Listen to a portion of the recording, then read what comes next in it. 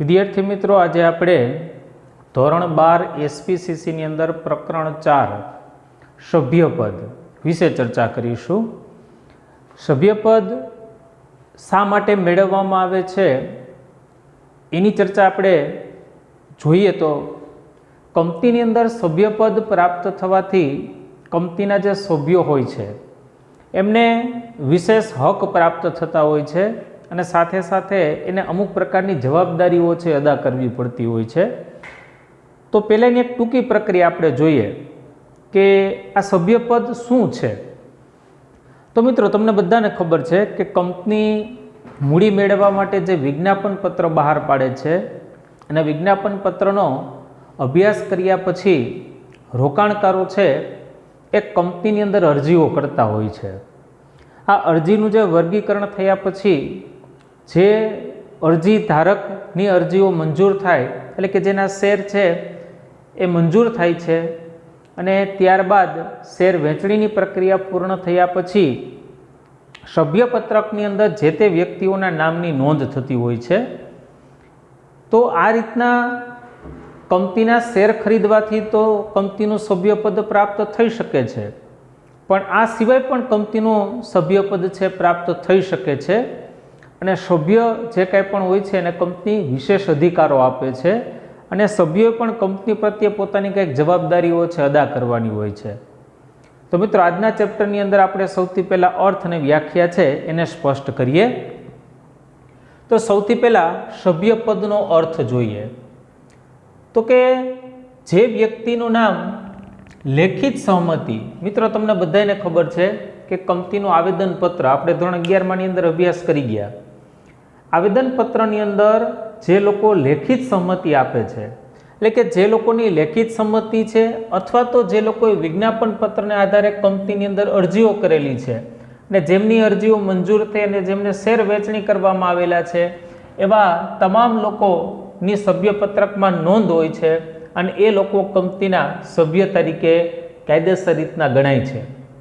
મિત્રો, સામાન્ય અર્થ ઉપરથી આપણે એટલી વસ્તુ સ્પષ્ટ થયા કે જે લોકોએ લેખિત સહમતિ આપી છે એ કંપનીના સભ્ય ગણાશે અને જે લોકોએ શેરની અરજી કરેલી અને મંજૂર થયા છે એવા લોકો કંપનીના સભ્ય બની શકે ખરા. હવે કંપની ધારાની વ્યાખ્યા પ્રમાણે જો આપણે જોઈએ તો કે જે વ્યક્તિએ કંપનીના આવેદનપત્રમાં, તમને લોકોને ખબર છે કે કંપનીનો ખૂબ અગત્યનો દસ્તાવેજ એ કંપનીનું આવેદનપત્ર છે. કંપનીના આવેદનપત્રની અંદર જે લોકોએ સહી કરેલી છે, એક બીજું એવા લોકો સભ્ય થશે અથવા જે લોકોએ સહમતિ આપી છે એ લોકો પણ કંપનીના સભ્ય થવા માટે એટલા જ હકદાર છે. મિત્રો, 2013નો કંપની ધારા પ્રમાણે આપણે થોડીક નવી વસ્તુ જાણીએ. કંપનીના શેર ધારણ કરનાર, ઉપરની પ્રક્રિયા મેં તમને હમણાં સમજાવી એ પ્રમાણે જે લોકો કંપનીના શેર ધારણ કરશે એ વ્યક્તિ પોતાના શેર પોતાની પાસે નહીં પણ ડિપોઝિટરી NSDL અને CDSL, NSDL કે એવી કોઈ પણ ડિપોઝિટરી પાસે પોતાના શેર છે રાખી શકે છે. એટલે કે કંપની પાસે નોંધાયેલા નહીં હોય, આ શેર ધારકોના નામ કંપનીના સભ્યપત્રકમાં નોંધાયેલા ન હોવા છતાં પણ એ કંપનીના માલિકી હકો ધરાવે છે, માટે એ પણ કંપનીના સભ્ય ગણાય છે. મિત્રો, કંપની ધારા પ્રમાણે અને વ્યાખ્યાઓ પરથી આપણે વસ્તુ સામાન્ય રીતના એવી જાણી કે જે લોકો કંપનીની જવાબદારી સ્વીકારે છે, એટલે કે આવેદનપત્રની અંદર સહી કરે છે અથવા તો કંપનીના શેર ધારણ કરે છે, એને સામાન્ય રીતના આપણે સભ્યપદ અથવા તો કંપનીના સભ્ય છે બનાવી શકીએ ખરા. હવે મિત્રો, એક શબ્દ છે જે આપણા માટે સમજવો ખૂબ જરૂરી છે, સભ્ય અને શેર ધારક. સામાન્ય રીતના સભ્ય અને શેર ધારક એ નજીકનો અથવા મળતાવતો ડાકતો એવો શબ્દ છે, પણ આપણે એને ઓળખીએ કે બે વચ્ચે સાદી કઈ વસ્તુનો તફાવત પડે છે. તો મિત્રો, વાસ્તવિક રીતના તો શેર ધારક અને સભ્ય વચ્ચે તફાવત માલુમ પડે છે. તો તફાવતના મુદ્દાઓ આપણી પાસે છે જેના ઉપરથી આપણે સ્પષ્ટ કહી શકીએ. હવે આપણી પાસે બે મુદ્દા છે. પહેલો મુદ્દો એ છે વ્યક્તિ સભ્ય હોય પરંતુ શેર હોલ્ડર ન હોય, શેર હોલ્ડર એટલે કે શેર ધારક ન હોય. અને બીજો મુદ્દો આપણી પાસે છે કે વ્યક્તિ શેર ધારક હોય પરંતુ કંપનીનો સભ્ય ન હોય. તો સૌથી પહેલાં સભ્ય છે અને શેર હોલ્ડર નથી એ બાબતોને આપણે સ્પષ્ટ કરીએ. તો કે સભ્ય તો કે જેને આવેદનપત્રમાં સહી કરેલી હોય, પણ મિત્રો એવા લોકોએ શેર ખરીદ્યા ન હોય, શેર ખરીદ્યા નથી તેથી એ શેર ધારક નથી, પરંતુ આવેદનપત્રમાં સહી કરેલી છે તેથી એ સભ્ય છે પણ શેર ધારક અથવા શેર હોલ્ડર નથી. બીજું, બાહેંધરીથી મર્યાદિત જવાબદારીવાળી કંપનીની અંદર જે સભ્યોએ કંપનીની ચોક્કસ બાહેંધરીનો સ્વીકાર કરેલો હોય અને તેમની પાસે શેર ન હોય. મિત્રો બાહેંધરીનો સ્વીકાર કરે છે તેથી સભ્ય છે પણ શેર પ્રાપ્ત નથી કર્યા જેથી શેર ધારક અથવા શેર હોલ્ડર ન હોઈ શકે. ત્યાર પછી મિત્રો શેર ફેરબદલીની પ્રક્રિયા છે. જ્યારે કોઈ વ્યક્તિ પોતાના શેર વેચે ત્યારે પોતાની માલિકી હક અન્ય વ્યક્તિ પાસે જતો રહે છે. એટલે કે શેર ફેરબદલી થવાથી શેર ધારક ગણાતો નથી, કારણ કે પોતાના શેર અન્ય વ્યક્તિને વેચી દીધા છે. હવે પોતે શેર હોલ્ડર છે નહીં, પરંતુ તેની નોંધ મિત્રો કંપનીના સભ્યપત્રકમાં હજી નામ રદ થયું નથી ત્યાં સુધી તે કંપનીનો સભ્ય છે એમ આપણે કહી શકીએ છીએ. એટલે કે શેર ધારક નથી છતાં પણ સભ્ય છે. હવે મિત્રો કંપની શેર મૂડી ધરાવતી નથી. અનિવાર્ય એવા કોઈ કંપનીના સંજોગો છે કે જેની અંદર કંપનીની શેર મૂડી નથી, તેથી ત્યાં શેર હોલ્ડરો પણ હોતા નથી, પરંતુ આવેદનપત્રની અંદર સાઇન કરવાથી અથવા સહી કરવાથી એ લોકો સભ્ય બની શકે ખરા.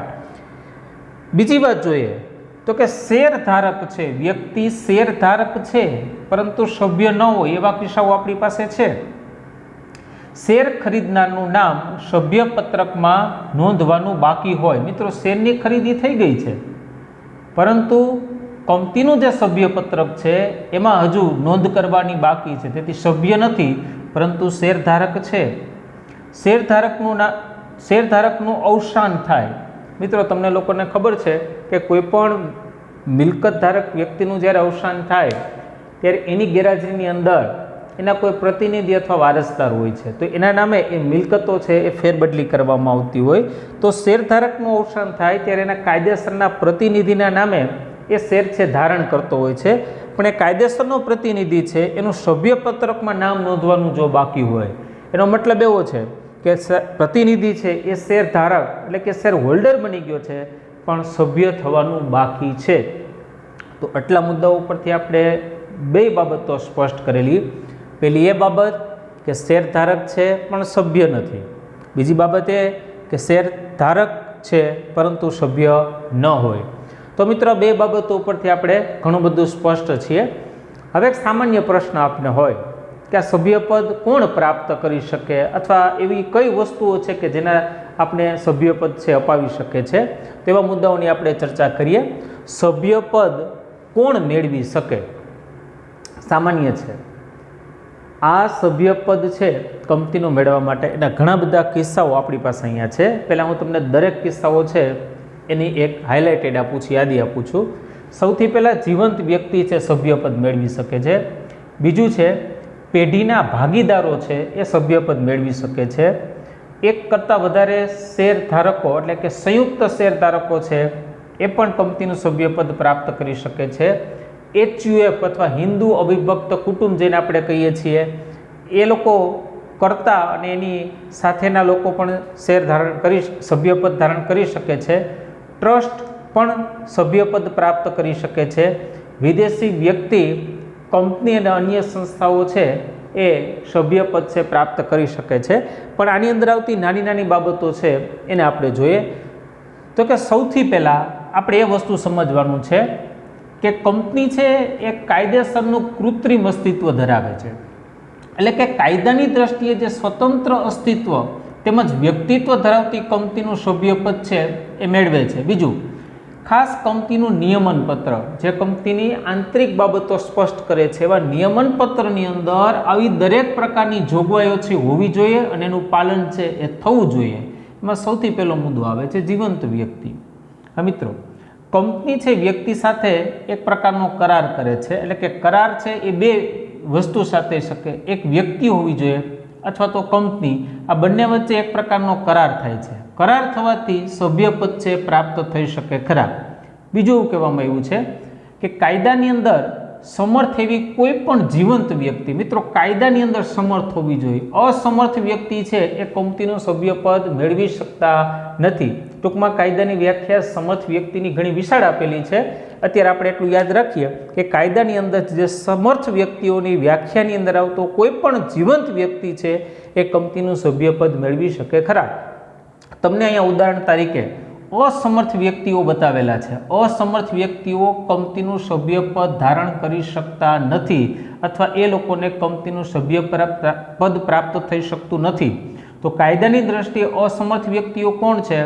તો કે વયની દ્રષ્ટિએ જોઈએ તો કે સગીર વયનો કોઈ પણ વ્યક્તિ છે એ અસમર્થ વ્યક્તિની વ્યાખ્યાની અંદર આવે છે.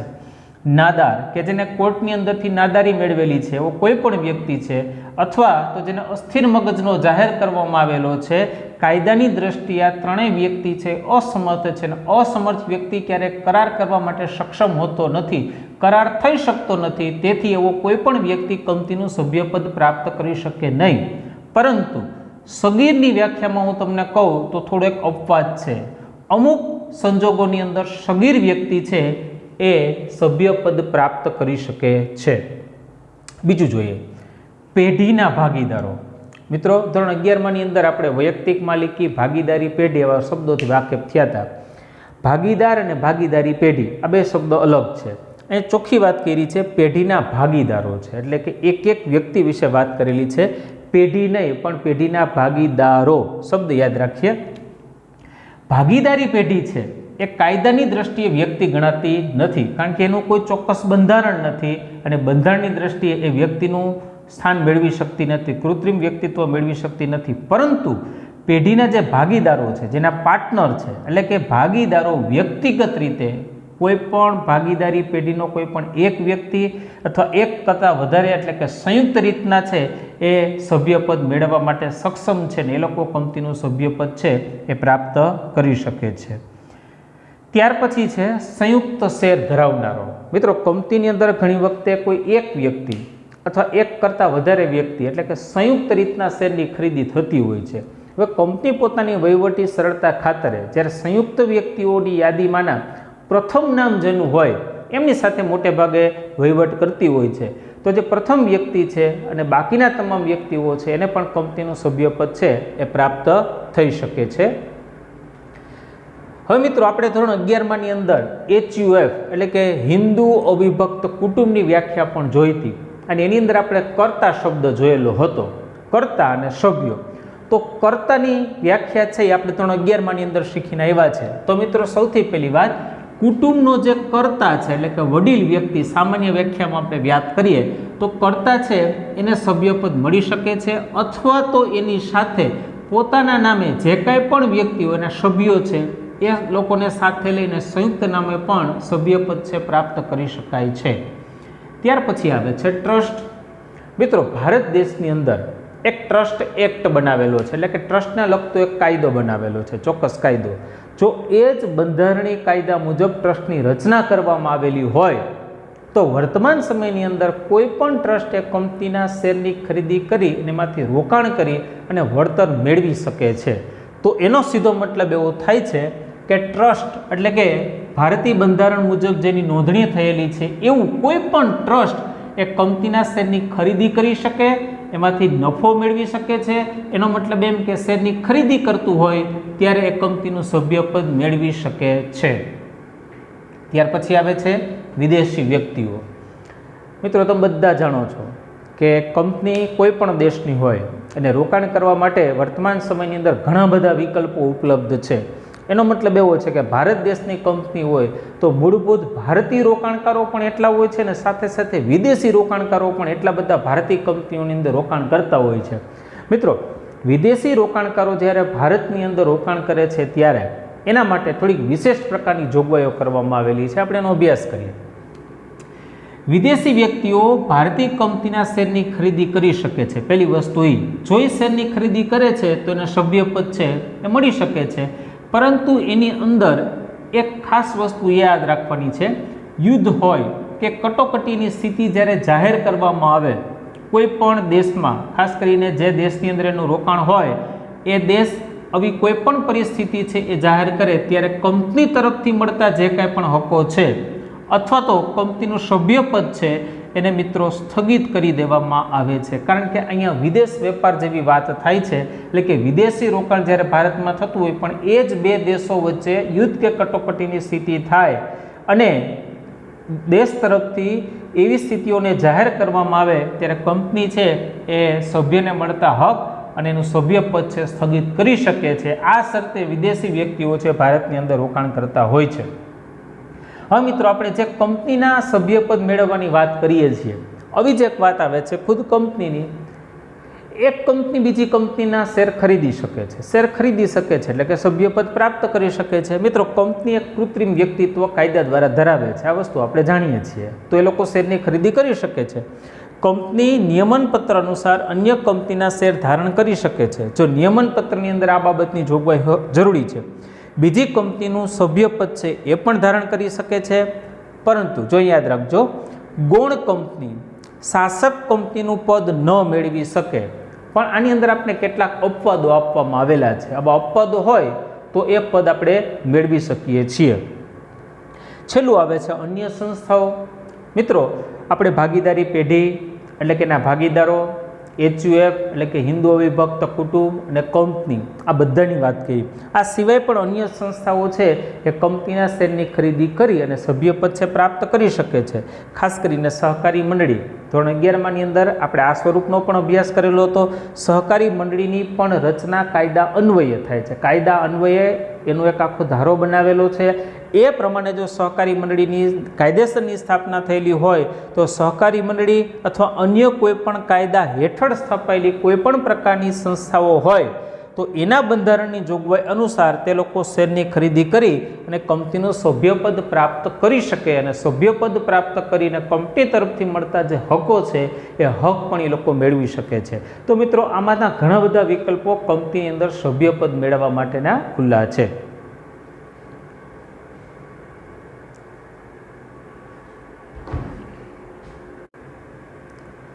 મિત્રો કંપનીની અંદર સભ્યપદ કેવી રીતે મળે અથવા કંપનીની અંદર સભ્યપદ મેળવવા માટેની જે રીતો છે એનાથી આજે આપણે જાણકારી મેળવીએ.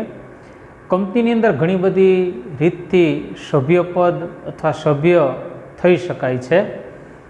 તો હવે એક એક રીતને આપણે પરિચય મેળવતા જઈએ. સૌથી પહેલું આપ્યું છે આવેદનપત્રમાં સહી કરી. હા મિત્રો, કંપનીના જે આવેદનપત્ર અને નિયમન પત્ર આ બંને અગત્યના દસ્તાવેજો છે. સૌથી પહેલાં આવેદનપત્ર, તમને ખ્યાલ છે ધોરણ 11ની અંદર આવેદનપત્રની અંદર કંપનીના અમુક સભ્યો પોતે ખુદ સહી કરે છે. એ લોકો કંપનીના આવેદનપત્ર ઉપર સહી કરી અને કંપનીની જવાબદારીઓનો સ્વીકાર કરે છે. જ્યારે કંપનીની આવેદનપત્ર એટલે કે મુખ્ય દસ્તાવેજ ઉપર જ્યારે સહી કરે છે ત્યારે કંપનીનું સભ્ય અને સભ્યપદ છે એ પ્રાપ્ત થાય છે. હવે આવેદનપત્રની અંદર ઘણી બધી કલમ છે. એમાંની એક કલમ છે સ્થાપનાની કલમ. આ સ્થાપનાની કલમની અંદર જે સહી કરવામાં આવે છે અને ત્યારબાદ કંપનીના નોંધણીનું પ્રમાણપત્ર છે પ્રાપ્ત થાય છે. હવે જ્યારે નોંધણીનું પ્રમાણપત્ર મળે છે ત્યારે સહી કરનાર વ્યક્તિ કંપનીનો સભ્ય બને છે. આવા સભ્યો મોટે ભાગે લેખિત સહમતિ આપે ત્યાં એવા સંજોગોની અંદર પણ એ લોકોને સભ્યપદ છે એ પ્રાપ્ત થઈ શકે ખરા. ત્યાર પછી આવે છે શેરની ફાળવણી દ્વારા. આપણે જોઈએ છીએ કે કંપની પોતાના મૂડી માળખાની અંદર જાહેર જનતા પાસેથી જ્યારે મૂડી શેર સ્વરૂપે ભેગી કરે છે ત્યારે એની એક પ્રક્રિયા છે અને પ્રક્રિયા પૂરી થાય પછી શેર એલોટમેન્ટ એટલે કે શેરની ફાળવણી થાય. શેરની ફાળવણી થયા બાદ જે તે વ્યક્તિનું નામ સભ્યપત્રકની અંદર નોંધવામાં આવે છે. જ્યારે જે વ્યક્તિનું નામ સભ્યપત્રકની અંદર નોંધાય છે ત્યારે એ કંપનીનું સભ્યપદ છે એ પ્રાપ્ત કરી શકે ખરા. ત્યાર પછી આવે છે શેરની ફેરબદલી કરવી એટલે કે શેરનું ખરીદ વેચાણ કરવું. તમને બધાને ખબર છે કે કંપની પોતાના શેરના ખરીદ વેચાણ માટે શેર બજાર છે એનો ઉપયોગ કરી શકે છે અને આ શેર માર્કેટની અંદર વ્યક્તિ પોતાના શેર છે એ વેચતો હોય છે. જ્યારે મૂળ વ્યક્તિ પોતાના શેર વેચે અને અન્ય વ્યક્તિ પોતાના શેરની ખરીદી કરે ત્યારે મૂળ વ્યક્તિનું નામ સભ્યપત્રકમાંથી રદ થાય છે અને જે વ્યક્તિ કંપનીના શેરની ખરીદી કરે છે એનું નામ કંપનીના સભ્યપત્રકની અંદર નોંધાય છે. એટલે કે શેરની ફેરબદલી. તો શેર ફેરબદલીની આખી વિધિ છે, એ વિધિને જ્યારે અનુસરીને શેરની ખરીદી અને વેચાણની પ્રક્રિયા થાય ત્યારે ખરીદનાર વ્યક્તિને સભ્યપદ છે એ પ્રાપ્ત થાય છે અને વેચનાર વ્યક્તિ છે એનું સભ્યપદ ત્યાંથી રદ થાય છે. પણ આ ખરીદી અને વેચાણની પ્રક્રિયા છે એ કંપની ધારાની જોગવાઈ અને નિયમોને આધીન હોવી એ ખૂબ જરૂરી છે. જો આ ફેરબદલીની કોઈ પણ પ્રક્રિયા નિયમો કે જોગવાઈની વિરુદ્ધ દિશામાં થયેલી હોય તો સભ્યપદ પ્રાપ્ત થઈ શકતું નથી. ત્યાર પછી આવે છે કાયદાકીય હસ્તાંતરણ દ્વારા. મિત્રો, અમુક સંજોગો એવા હોય છે કે એમાં શેરધારક ખુદ પોતે પોતાના શેર અન્ય વ્યક્તિને હસ્તાંતરણ કરવા ઈચ્છતો નથી, પણ 3 સંજોગો છે. એક તો શેરધારકનું જો અવસાન થાય, બીજો શેરધારક નાદાર થાય, અથવા શેરધારક છે અસ્થિર મગજનો જાહેર થાય. આ 3 સંજોગો એવા છે કે જેની અંદર એક કાયદેસર પ્રતિનિધિની રચના કરવામાં આવે છે અને મુખ્ય શેરધારકના શેર એ પ્રતિનિધિના નામે ટ્રાન્સફર કરવામાં એટલે કે હસ્તાંતરણ કરવામાં આવે છે. ત્યારે મુખ્ય વ્યક્તિનું નામ સભ્યપત્રકમાંથી રદ થશે અને પ્રતિનિધિનું નામ છે એમની વિનંતીથી કંપનીના સભ્યપત્રકની અંદર નોંધ કરવામાં આવશે. એટલે કે એક કાયદાકીય પ્રક્રિયા થાય છે અને એમાં એના વારસદાર હોય છે અથવા એના પ્રતિનિધિ હોય છે, એ લોકો કંપનીના સભ્ય બની શકે ખરા, એટલે એ કંપનીના સભ્યપદ છે પ્રાપ્ત કરી શકે ખરા. ત્યાર પછી આવે છે અવેજ તારીખે મળેલા શેર દ્વારા. હા મિત્રો, એક અવેજ શબ્દને આપણે ઓળખીએ સૌથી પહેલાં સમજવા માટે. હવે કંપનીની જ્યારે સ્થાપના થઈ હોય ને અને કંપની જ્યારે ચાલતી હોય ને ત્યારે કંપનીની અંદર ઘણા બધા લોકોએ ઘણો બધો ફાળો અને યોગદાન આપેલું હોય. ઘણા બધા નિષ્ણાંત વ્યક્તિઓ પણ અંદર સમય અને શક્તિ અને પોતાની બુદ્ધિનો ઉપયોગ કરેલો હોય. તો કંપની એવા નિષ્ણાંત વ્યક્તિઓએ એમને બજાવેલી એમની સેવાઓના બદલામાં એક મહેનતાણા સ્વરૂપે કાં તો પૂર્ણ ભરપાઈ થયેલા શેર છે એ અવેજ સ્વરૂપે આપે છે. એટલે કે આવા શેર જ્યારે જે તે નિષ્ણાંત વ્યક્તિને પ્રાપ્ત થાય છે ત્યારે નિષ્ણાંત વ્યક્તિ છે એ પણ કંપનીનો સભ્ય છે એ બની શકે ખરા. ત્યાર પછી આવે છે સભ્ય તારીખેનો ખોટો દેખાવ કરીને. હમણાં જ આપણે વાત કરેલી કે શેરની ફેરબદલી. કોઈ વ્યક્તિ પોતાના શેર વેચે એટલે પોતે શેર હોલ્ડર તરીકે નીકળી જાય છે, પણ એ કંપનીની અંદર સભ્ય છે એવા ખોટા દેખાવો કરે. એના સંજોગોની આપણે ચર્ચા કરીએ. એમાં સૌથી પહેલો છે કે એનો દેખાવ ખોટો હોય છે કે પોતે કંપનીનો સભ્ય હોય. બીજું, સભ્યપત્રકમાં એનું નામ ચાલુ રહેવા દે, શેર હોલ્ડર તરીકે ન હોય પણ સભ્યપત્રકમાં પોતાનું નામ ચાલુ રહેવા દે, તેથી એ કંપનીનો સભ્ય ગણાય. બીજું, સભ્ય હોય તેવો એનો દેખાવ સતત કંપનીની અંદર રહેતો હોય. બીજું, એનું આભાસી વર્તન દ્વારા પોતે હકનો પણ ઉપયોગ કરતો હોય છે. અને જ્યારે કંપનીની અંદર કોઈ પણ પ્રકારની જવાબદારી ઉદ્ભવે, મેં હમણાં જ તમને વાત કરી કે સભ્ય થવાથી હકો અને જવાબદારી બંને પ્રાપ્ત થાય છે. તો કંપનીની અંદર જ્યારે જવાબદારી ઉદ્ભવે ત્યારે ખોટો સભ્ય છે જવાબદારી સ્વીકારે નહીં, એની સામે પોતે દલીલો કરતો હોય છે, એને કાયદાની દ્રષ્ટિએ હક ન મળે, પરંતુ એવા સભ્યોએ પોતાની જવાબદારી છે એ સ્વીકારવી પડતી હોય છે. ત્યાર પછી આવે છે ત્યાગપત્રનો ઉપયોગ કરીને. મિત્રો, ત્યાગપત્ર સમજતા પહેલાં આપણે હકના શેર છે સમજવા પડે છે. કંપનીના મૂળ શેરધારકો એટલે કે જૂના શેરધારકોને હકના શેરનો એક ફાયદો આપે છે. કંપની જ્યારે એના મૂળ શેરધારકોને વધારાના શેર ખરીદવા અને હકના શેરનો ઉપયોગ કરવા માટેની એક તક આપે છે. એમાંના અમુક શેરધારકો એવા હોય છે કે આમાંના અંશતો શેર અથવા સંપૂર્ણ શેર છે એનો ત્યાગ કરતા હોય છે. એ ત્યાગ કરવા માટે એને ત્યાગપત્રનો ઉપયોગ કરવો પડે છે. આ ત્યાગપત્ર છે એનું લખાણ કરી અને જે વ્યક્તિની તરફેણમાં શેર જતા કરેલા હોય એ વ્યક્તિ કંપનીનો સભ્ય છે બની શકે છે. એટલે મૂળ વસ્તુ એવી કે ત્યાગપત્રનો ઉપયોગ કરીને હકના શેરનો મૂળ શેરધારકે અંશઃ ત્યાગ કરેલો હોય અથવા સંપૂર્ણ ત્યાગ કરેલો હોય, અથવા તો સંપૂર્ણ અથવા અંશઃ ત્યાગ કરી અને અન્ય વ્યક્તિને શેર હોલ્ડર બને છે, ત્યારે નવો વ્યક્તિ છે એ કંપનીનું સભ્યપદ છે પ્રાપ્ત કરી શકે ખરા. ત્યાર પછી આવે છે રૂપાંતર પાત્ર ડિબેન્ચર. આપણે ડિબેન્ચરના પ્રકારોની અંદર અભ્યાસ કરેલો હતો. ડિબેન્ચરના ઘણા બધા પ્રકારો છે, એમાં રૂપાંતરણક્ષમ ડિબેન્ચર વિશે આપણે વાત કરેલી હતી. જ્યારે ડિબેન્ચરની મુદત પૂરી થાય ત્યારે એમને પૈસા પરત કરવા માટે કંપનીએ વિકલ્પ આપેલો હોય છે. એક રોકડ હોય અથવા ઇક્વિટી શેરની અંદર રૂપાંતરણ કરી દેવું. હવે મિત્રો, રૂપાંતરપાત્ર ડિબેન્ચરની વ્યાખ્યા એવી છે કે જ્યારે મુદત પૂરી થાય ત્યારે એ વ્યક્તિને રકમના બદલામાં કંપની ઇક્વિટી શેર આપે છે, એનો મતલબ એમ કે એને શેર ધારણ કરે છે, અને જેવા શેર ધારણ કરે છે એટલે કંપનીના સભ્યપત્રકમાં નોંધ થાય છે અને એ સભ્ય છે બની શકે ખરા. એટલે કે ડિબેન્ચર ધારક ઇક્વિટી શેર ધારણ કરી સભ્યપત્રકની અંદર પોતાનું નામ દાખલ કરે છે ત્યારે કંપનીનો સભ્યપદ મેળવી શકે ખરા. ત્યાર પછી આવે છે સ્વેટ ઇક્વિટી શેર. મિત્રો, કંપનીની અંદર સંચાલકો હોય છે જે કંપનીના રોજિંદા અથવા તો વિશિષ્ટ પ્રકારની જવાબદારીઓ સ્વીકારતા હોય, કંપનીના કર્મચારીઓ હોય છે અથવા કંપનીની અંદર વિશિષ્ટ જ્ઞાન ધરાવતા કર્મચારીઓ પણ હોય છે.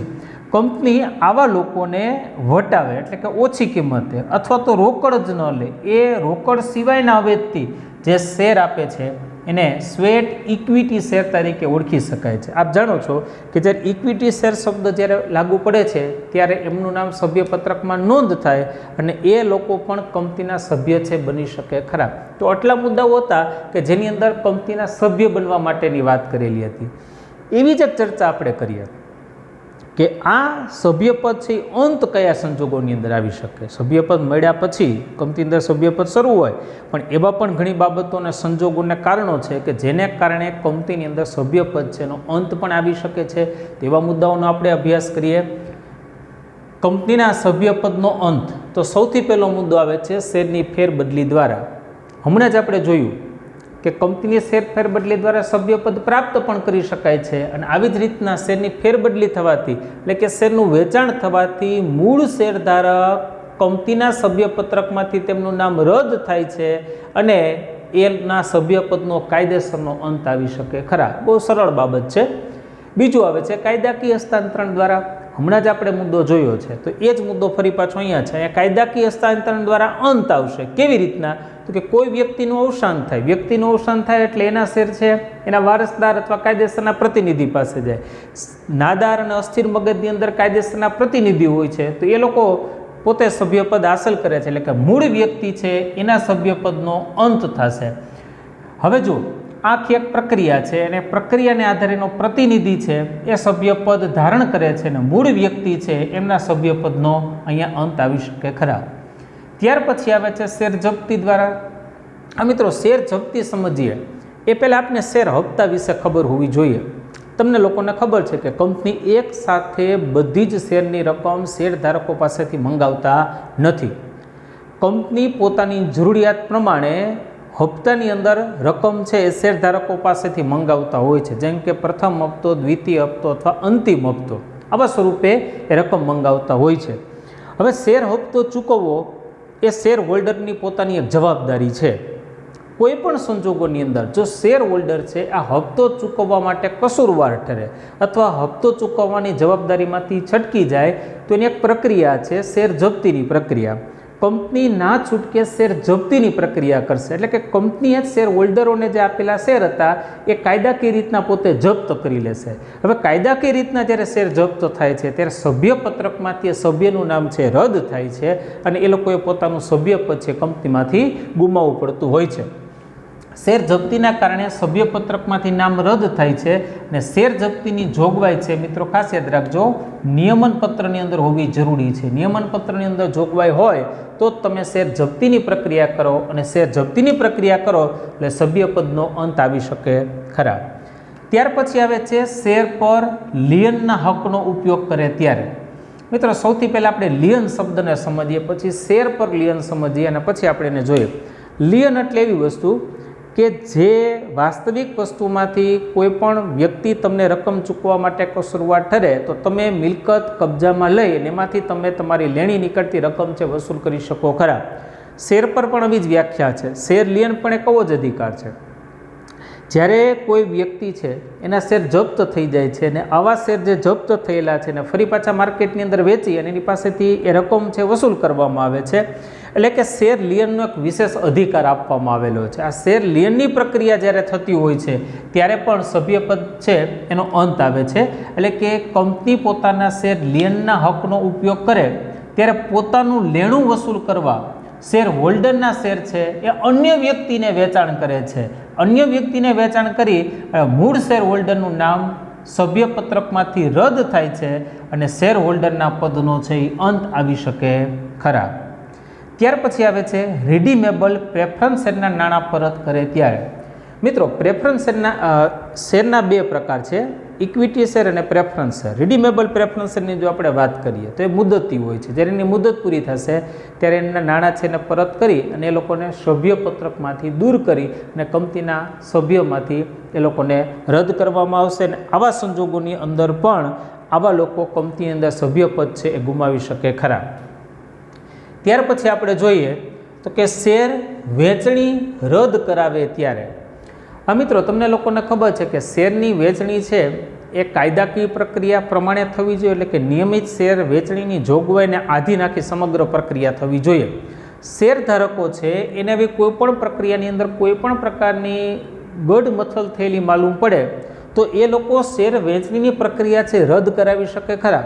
જો શેર વેચણીની પ્રક્રિયા રદ થાય તો જે લોકોના ભાગે શેરની વેચણી થયેલી હતી એ તમામ લોકોને જેને સભ્યપદ પ્રાપ્ત થયેલા હતા એ લોકોના સભ્યપદ છે એ રદ થાય છે અને કંપનીમાંથી એના સભ્ય તરીકેનું પોતાનું પદ છે એ છોડવું પડે છે.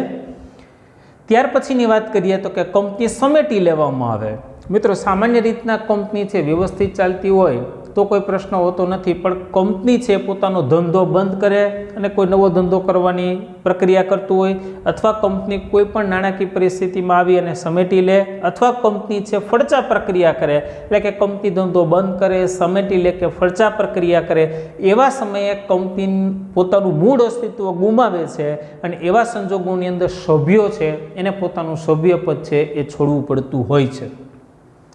ત્યાર પછી આવે છે કંપનીના સંયોજન અને જોડાણ દ્વારા. મિત્રો વર્તમાન સમયની અંદર બી ઘણી બધી ઘટનાઓ છે વાસ્તવિક અર્થકારણની અંદર બનતી જ હોય છે. ઘણી વખતે બે કંપનીઓ છે મર્જ કરતી હોય છે અથવા એક કંપની બીજી કંપનીની અંદર સમાઈ જતી હોય છે. ત્યારે આવા સંજોગોની અંદર જે મૂળ કંપની પોતાનું અસ્તિત્વ ગુમાવે છે એવા શેરધારકો છે એને પોતાનું સભ્યપદ છોડવું પડે છે. હવે જો આની અંદર એક બાબત છે, જો સંયોજન કે જોડાણ કરતી વખતે જો કોઈ શરતોને આધીન કોઈ પણ પ્રકારની ગોઠવણી થઈ હોય તો એમાંના અમુક લોકો છે એને નવું જે કંપનીનું જોડાણ અથવા અસ્તિત્વ આવે છે એમની અંદર પોતાનું સ્થાન છે પ્રાપ્ત કરી શકે ખરા. તો મિત્રો આ ચેપ્ટરની અંદર આપણે કંપનીના સભ્યપદ કેવી રીતના મેળવી શકે અને સભ્યપદનો કેવી રીતના અંત થાય એની ચર્ચા કરી. આવતા લેક્ચરની અંદર આપણે નવા ચેપ્ટર સાથે મળીશું. આપ રિવિઝન કરી શકો.